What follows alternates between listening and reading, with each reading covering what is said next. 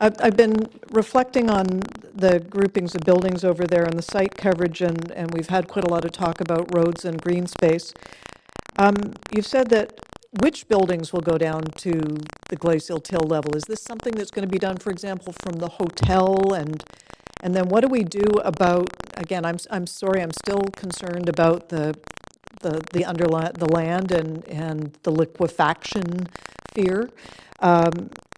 So which buildings would you in fact be going down? Not all of them or some of them, or what other mitigation is there for instability on the site? What other mitigation is there other than to remove the soil? Well, we've talked, it's not just, so are you saying that you'll be going down for everything down to that level? We're working on the planning of the hospital, and the hospital is located as far north as possible to take advantage of the geotechnical benefits of the former shoreline. So that will make the build less expensive in that area in the northern portion. The hotel, I don't know as much about. It's a future development, but I would imagine they would have to go through the same process of considering the elements, the soil conditions, and their form of development.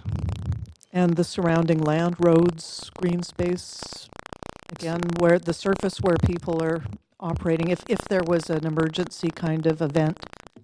Right. So you're talking about the resilience of the road network, or? That would sort of. So we will be looking at the new utilities that are connecting to the hospital and the roads that connect to downtown to being built to a resilient standard so that we do have safe access during any type of event. Again, the concern being liquefaction. The final question I had was for the gentleman that's from the proponent that was born and raised in the area. Sorry, yes, I'm sorry I didn't get your name. It's Jeff Pike. Yeah. Hi. Were you involved with this project right back to the beginning? 2016. The beginning was probably a long time before that. Well, what I'm interested in understanding is what prompted the identification of this site. Was St. Paul's in the West End looking to move? It was looking for an alternative location. And how was this selected? Tony and IBI would be better to answer that. Oh, okay. I've actually been working on the site, I know I'm pretty young, but since 2000. Back in 2000, we did a master plan and a study of the existing St. Paul site and trying to accommodate all their program and services needs. And a lot of studies were done and looking at those opportunities. And one, it wasn't feasible. Two, it was almost practically impossible with all the phasing strategies and stuff that had to be done.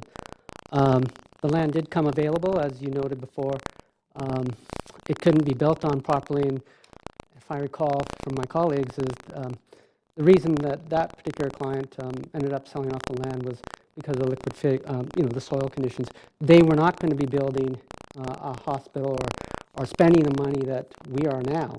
So with what we're doing today, we can actually go down, we can clean out the soil, we can do a lot of things to get down to that bedrock and create a stable site. Whereas previously they just weren't going to be spending, or smaller buildings, not spending that amount of money to do the things that they wanted to do. I see. So you were working with St. Paul's. You had identified this site quite separately from the past, and you figured it was a good fit. Well, not just me. It was also a combination of other people that it's just coincidentally at the same time it came up for sale. Thank you.